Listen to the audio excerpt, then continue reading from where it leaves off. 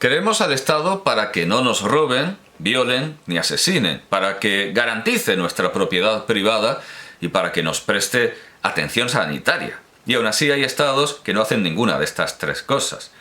Todo lo demás, bueno, no sé si son... no hace nada de eso. Es más, en lugar de evitar que nos roben, violen y asesinen, es el Estado el que roba, viola y asesina. Todo lo demás solo podría convenir a los deseos de una mente muy enferma. Ir a la cárcel de manera preventiva, o por leyes absurdas, o por errores judiciales, o ser secuestrado en una mesa electoral o en un juicio como testigo o jurado. No tener noticias del Estado es siempre una buena noticia, porque las sanciones llegan solas y las bonificaciones hay que solicitarlas mediante vericuetos laberínticos. Al montar el tinglado del Estado, los legisladores han querido justificarlo de alguna manera, ocultando que estamos aquí por una serie muy corta de beneficios ya mencionados y fingiendo que lo hacemos por otras razones. En la Constitución de Cádiz de 1812 se proponía como primera obligación de los españoles, en el artículo 6, la siguiente idea. El amor a la patria es una de las principales obligaciones de todos los españoles y asimismo el ser justos y benéficos. Por supuesto, esto es un absurdo que recuerda a los criterios de evaluación psicologistas con los que tengo que calificar a mis alumnos del tipo valora positivamente el Quijote. ¿Qué hago? Le pregunto al alumno si le gusta el Quijote y si me dice que sí, le doy un punto. Bueno, pues sí, eso es lo que hago. Según los diputados de Cádiz, aquí estábamos para ser benéficos. Quisiera esto decir lo que quisiera decir.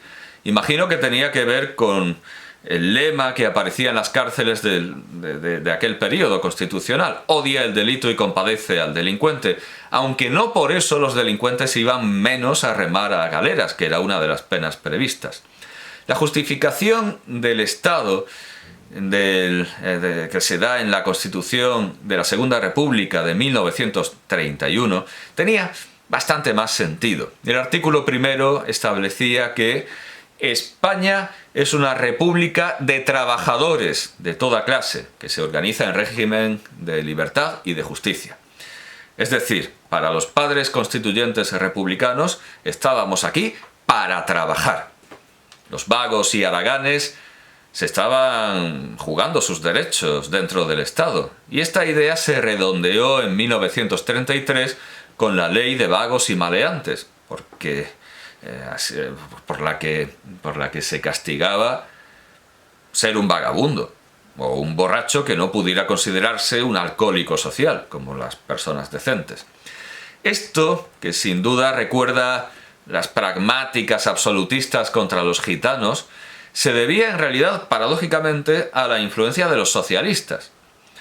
No de los ilustrados ni del despotismo ilustrado, sino de los socialistas, y de los socialistas marxistas. Claro, porque otros socialistas como William Morris y Oscar Wilde habían predicado precisamente la abolición del trabajo. Por no hablar del derecho a la pereza. Eso ya está más en la órbita marxista. La Constitución de 1978, aunque sea por parentesco, la Constitución de 1978 eliminó esta obligación de trabajar y, en su marco, se derogó la ley franquista derivada de la de vagos y maleantes, la Ley 16/1970 de 4 de agosto sobre peligrosidad y rehabilitación social. Ciertamente un poco tarde, en 1995, pero al menos quedó claro que los nuevos padres constituyentes, incluidos los socialistas, los varios socialistas, distinto signo, no montaron esto para que trabajáramos, lo cual fue bastante oportuno, dadas las altas tasas de paro de este periodo constitucional.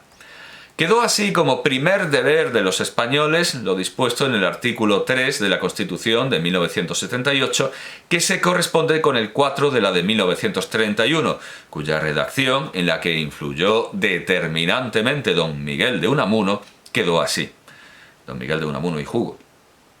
El castellano es el idioma oficial de la República. Todo español tiene la obligación de saberlo y el derecho de usarlo, sin perjuicio de los derechos que las leyes del Estado reconozcan a las lenguas de las provincias o regiones. Salvo lo que se disponga en leyes especiales, a nadie se le podrá exigir el conocimiento ni el uso de ninguna lengua regional. Esto resultaba nuevamente desconcertante. Resulta que los españoles estábamos aquí no para amar a la patria, ni para ser justos y benéficos, ni para trabajar. Estábamos aquí para entender el español, aunque podíamos perfectamente prescindir de usarlo. Es decir, un nuevo psicologismo como el de 1812. Poco modificaba la Constitución de 1978 a la de 1931.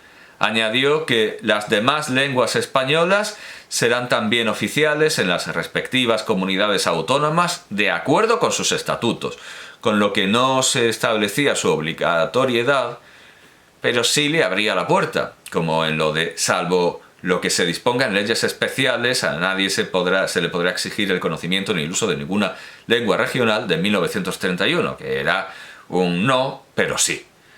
Y se añadió también un brindis al sol del tipo de lo de ser justos y benéficos, que determinaba que la riqueza de las distintas modalidades lingüísticas de España es un patrimonio cultural que será objeto de especial respeto y protección.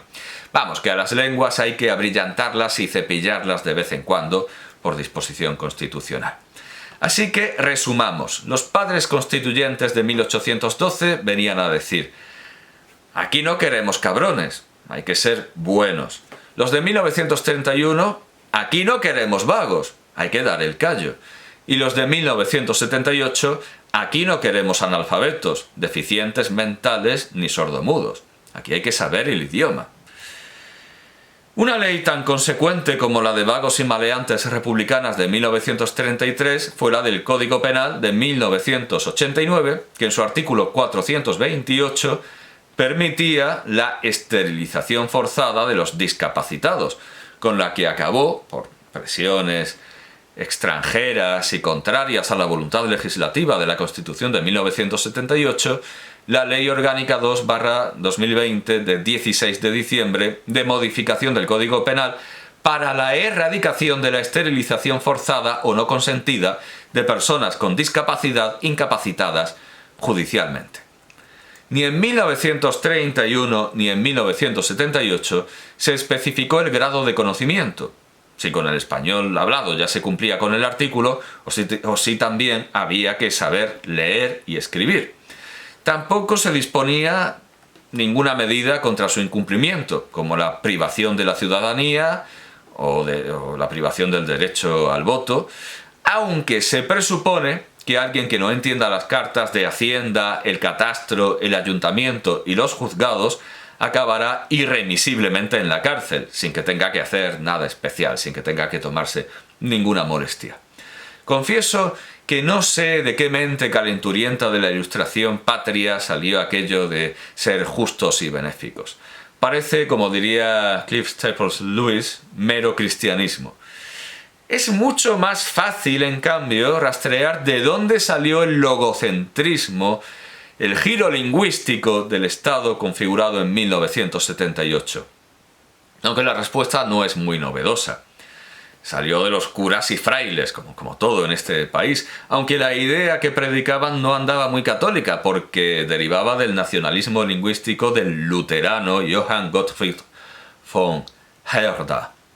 Unamuno cargaba contra la tibetización de España pretendida por los jesuitas, pero el mayor adversario de su influencia política en la constitución de nuestro Estado, y que al final, como hemos visto, triunfó, fue un escolapio, el padre Justo María Mocoroa Mujica, alias Ibar, autor de Genio y Lengua, Euskal Hizkuntza eta Izaera, publicado en Beasain en 1935, que influyó en los franciscanos, de donde salió José Azurmendi Otaegui, y en los etarras, José Luis Álvarez Emparanza alias Chilardegui y Federico Krutwig Sagredo.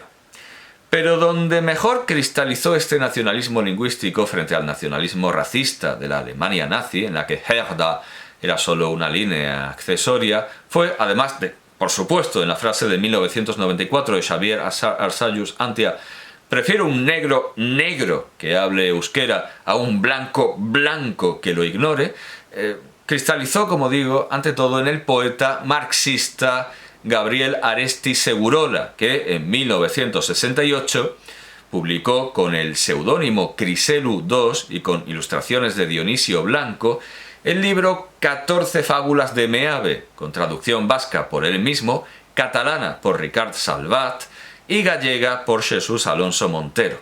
Abría el libro este poema: cierra los ojos muy suave, Meave, pestaña contra pestaña, solo es español quien sabe, Meave, las 4 lenguas de España.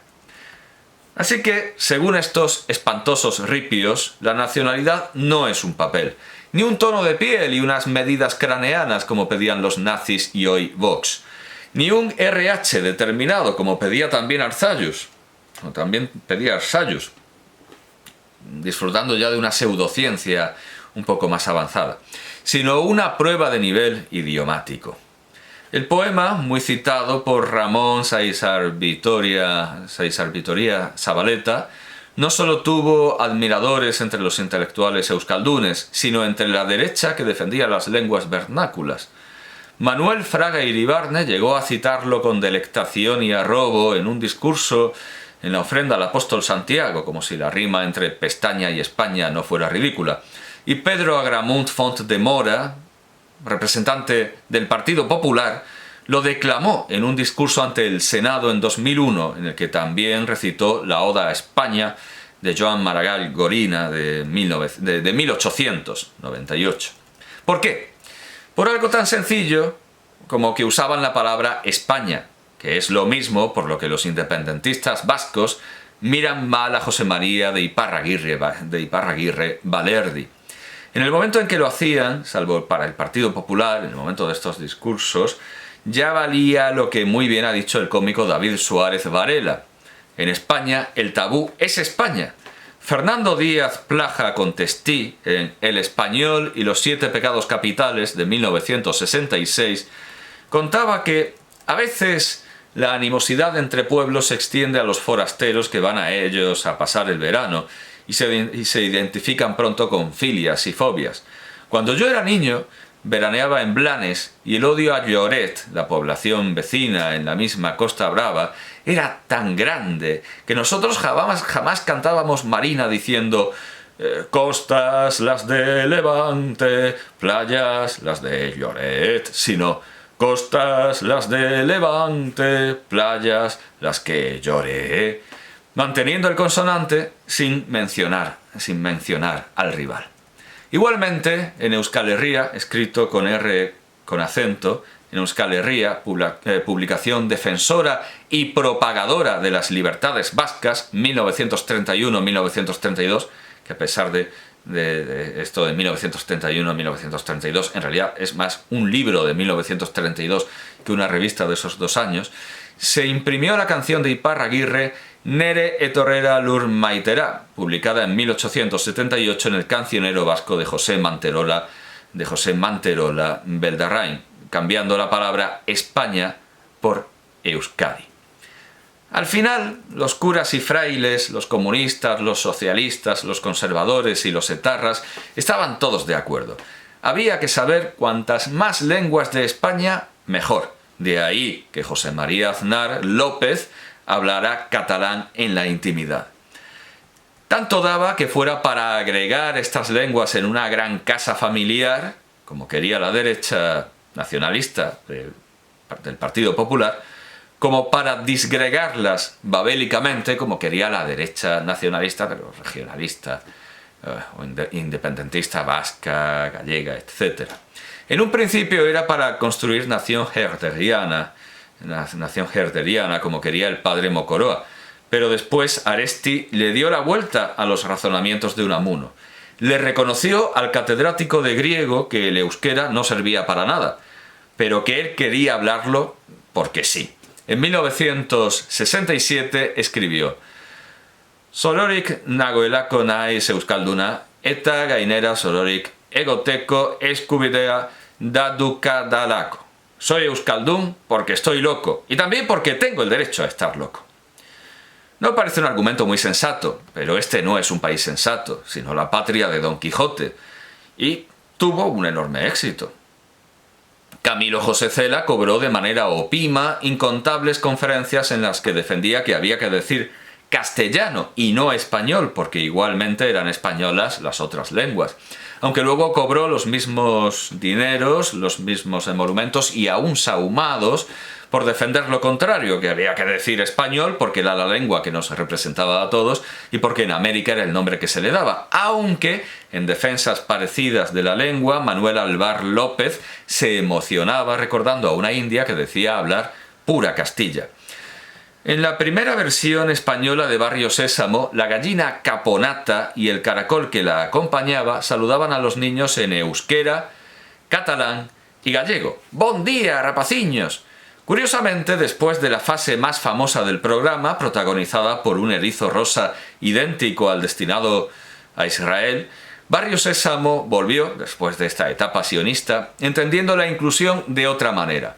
Había un personaje negro llamado Suleimán al que no le hablaban ni él respondía más que en un perfecto castellano, como diciendo, aquí viene gente de fuera que ya tiene demasiados problemas como para volverla loca con 4 lenguas. Por más que fuera de Barrio Sésamo, en el mundo exterior a Barrio Sésamo, demasiados inmigrantes tuvieron que convertirse, para ser aceptados, en ese negro que habla euskera, de Xavier Arsallus. Hasta José María Pemán y Pemartín, el buque insignia del franquismo y autor del poema La bestia y el ángel, insistía en que los franquistas que se asustaban porque se hablara catalán veían problemas donde no los había. Tuvo así más que una evolución, una involución, desde el fascismo a un conservadurismo como el de Juan Vázquez de Mella y Fanjul. También surgió una ultraderecha neonazi que repartía propaganda en catalán, como el Círculo Español de Amigos de Europa, CEDADE. Solo algún franquista recalcitrante y marginal se opuso al nuevo Estado, como Fernando Vizcaíno Casas, aunque ciertamente vendía libros por toneladas que además se adaptaban al cine, como en el caso de Las autonosuyas, de Rafael Gil Álvarez, de 1983, una película que parece estar siempre de actualidad. Por supuesto que las 4 lenguas de las que tan excluyentemente hablaba Aresti son muchas más. Atendiendo solo a las lenguas vivas, tenemos el astur-leonés con todos sus dialectos, aunque paradójicamente tenemos una academia de la lengua asturiana, y el navarro-aragonés, que los filólogos, por eso digo paradójicamente, porque los mismos filólogos que decían que era un dialecto, tenían una academia de la lengua. Los filólogos, empezando por Alvar, consideran estas lenguas de manera un poco chusca dialectos, pero del latín, dialectos del latín. Tenemos también el gallego, el vascuence con sus dialectos vizcaíno, guipuzcoano, navarro, labortano y suletino, el catalán con sus dialectos catalán-valenciano, al que los políticos consideran lengua, y mallorquín, y el aranés. Por supuesto, tenemos también los dialectos del navarro-aragonés, el ribagorzano, etc. Muchos políticos defienden que los españoles que no entienden estas lenguas no lo hacen porque no quieren, y cuando no asumen directamente la inferioridad neurológica de aquellos a los que llaman monolingües, a pesar de que el aprendizaje de lenguas extranjeras es obligatorio en España a través de sus leyes educativas, así que en teoría aquí no existen los monolingües.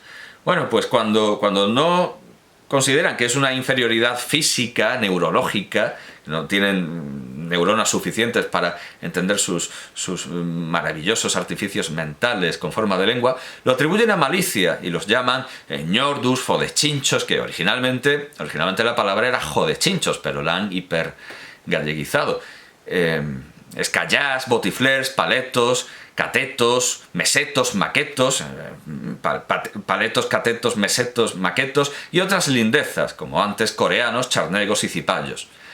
Tiene nombres 1000 la guerra civil. Con esto demuestran saber muy poco de lenguas, porque En primer lugar, prescinden del latín y lo desprecian, ignorando todas las leyes evolutivas y la causa de los idiomas. España, como Francia, Italia y Rumanía, es un país latino y su identidad es el latín. Esto lo vio muy bien Jean Richepin cuando logró allegar grandes nombres a su defensa de la cultura francesa, que José Ortega y Gasset, al comentarla, no entendió, porque creyó que estaban defendiendo la lengua francesa cuando lo que estaban intentando proteger era el estudio del latín en las escuelas y los liceos. Eduardo Mendoza Garriga, en ¿Qué está pasando en Cataluña?, de 2017, supo ver con mucha razón que los independentistas catalanes asumían plenamente el entramado intelectual del franquismo. Al considerar que el castellano, el catalán y el gallego son inteligibles entre sí, quienes lo hacen están rebajándolas de lenguas a dialectos, que es una manera con la que habitualmente los ignorantes intentan ofender a los hablantes de estas lenguas, diciendo que no hablan lenguas sino dialectos. Pero al suponer que un hispanohablante no entiende el euskera porque no quiere, porque si se esforzara un poquito lo haría, demuestra una ignorancia supina, una ignorancia que ya no cabe en los anales de la estupidez. Una lengua no se entiende apretando los ojos ni haciendo un esfuerzo. Confunden aprender un idioma con vencer el estreñimiento. Pero menos que ningún otro idioma puede aprenderse uno que no solo no es de la misma familia que el catalán, el castellano y el gallego, sino que no se sabe ni a qué familia pertenece. Las lenguas vivas de España no pueden entenderse poniendo buena voluntad, atención y esfuerzo, como si fuera un chiste de gangosos. Y no dejan de aprenderse porque el cerebro de los maquetos, mesetos, paletos, catetos sea inferior al del negro de Arsallus, que por cierto no ha dado señales de vida, al menos entre la nomenclatura del Partido Nacionalista Vasco y entre las siglas y marcas blancas abertzales. Hay más negros en Vox que en el PNV. Tampoco se entienden mejor si nos hablan a gritos. Como todas las lenguas, requieren años de estudio serio y no todo el mundo tiene tiempo para aprender aranés o para el coleccionismo de sellos. Además, el plan de estudios de Aresti, asumido por el PP, resulta absolutamente deficiente. Además de las ya mencionadas lenguas vivas, para ser español fetén, habría que estudiar las escrituras prehistóricas. Podemos ir a Manuel de Góngora, sus antigüedades prehistóricas de Andalucía, pero también a la España Sagrada, a Menéndez y Pelayo, bueno, a todos los que han intentado recoger qué tipo de escrituras y de lenguas había antes de las que conocemos. Bueno, las escrituras prehistóricas y evidentemente la ibérica, con la que tanto se identificaba Gabriel Celaya Leceta en Cantos Iberos de 1955, aunque no la entendía. Él veía los bronces de Botorrita y decía, sí, somos nosotros, esos son los vascos. ¿Entendía lo que ponían los bronces de Botorrita? No. Habría que saber fenicio, griego, latín, hebreo, gótico, árabe. Habría que estudiar la escritura y el léxico de los antiguos canarios y todo lo que nos queda de la lengua de los gitanos españoles. Y no habría que desdeñar el inglés porque el cardenal Wiseman era de Sevilla, ni el francés, porque el primer premio Goncourt se firmó en Málaga. Y habría que reconocer que en Sevilla eran lenguas tan españolas como cualquier otra el chino o el wolof. Así saldría un español español, según los designios de Aresti y del PP. El problema es que quizá esto no esté al alcance de todos, y que no es lo mismo tuitear o decir unas palabras en el Congreso en diferentes idiomas imitando al Papa o al Rey y luego disponer de traductores e intérpretes porque precisamente los saludos han ido de farol. Esto no es lo mismo que tener que rendir exámenes avanzados de idiomas para poder tener derechos civiles. En buena medida, las lenguas vernáculas se sostienen por un ciclo de maltrato. los catalanes y gallegos de los que se reían los señoritos castellanos y madrileños llamándolos rústicos y catetos, y a las criadas marmotas, quieren vengarse de personas que no tienen nada que ver, riéndose de ellos como ñordus y fodechinchos, además de ese gravísimo insulto de monolingües o mesetarios, aunque como yo vivamos en Sierra Morena, que tiene poco de meseta, y tengamos bastante poco de monolingües, bastante poco. Si me hago a un lado, aparecerá la biblioteca catalana, que parte de aquí. Digamos que esto es un poco como Mundo Destino, porque aquí tengo a Miguel Delibes y como las obras de Pla también las publicó Destino. Bueno, los tengo evidentemente separados por la antología de la literatura catalana de Antoni Comas. Aquí tengo las obras de Pla, detrás tengo las de Espriu. Si me hago más a un lado todavía, aquí tengo las de Verdaguer, las de Maragall, las obras de Maragall. Todo esto son las obras de Maragall, las de Josep Carné, las de Josep María de Sagarra. Todo esto son las obras de Sagarra, las de Carles Soldevilla, las obras de Dors en catalán, las obras completas de Tomàs Garcés, y detrás la colección de las mejores obras de la literatura catalana, de ediciones 62. Aquí tengo las obras completas de Salvat Papasseit. Todo esto está en catalán, pero sigo siendo un cateto paleto monolingüe. A pesar de que leo catalán, que no lo hablo en la intimidad, como el amigo Aznar. Si desmontamos todo esto, bueno, si retiramos a Soldevilla, o sea, por poner un ejemplo, pues sí, pues bueno, aparece la antología de los poetas modernos catalanes también de Comas, y bueno, no vamos a entretenernos en toda esta extensísima colección de clásicos catalanes. Pero vamos, bueno, y por supuesto, se me olvidaba, junto a Pla está también el condenadísimo en Valencia, Jean Fuster. Vamos a ver si esto está en castellano encima. Bueno, esto es pecaminoso. Pero bueno, tengo también a Fuster en catalán, pero caramba, sigo siendo un ñordo, un maqueto, un charnego, a pesar de que no he ido a Cataluña. Y una vez el dibujante Kiko da Silva, me parece que se llama, Kiko da Silva, me reprochó el leer gallego y tener también libros de la editorial de Galaxia y leer a Ángel Fole, etcétera, en gallego. Me reprochó hacer esto y no hablar gallego, ni en la intimidad, ni en público, ni nada. ¿Para qué quiero hablar gallego en Andújar?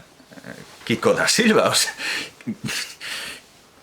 ¿qué clase de pérdida del sentido de la realidad puede exigirme que yo hable gallego en mi casa, o en la intimidad, o en público? ¿Para qué quiero yo hablar gallego? ¿O para qué quiero yo hablar catalán? Explíquenmelo.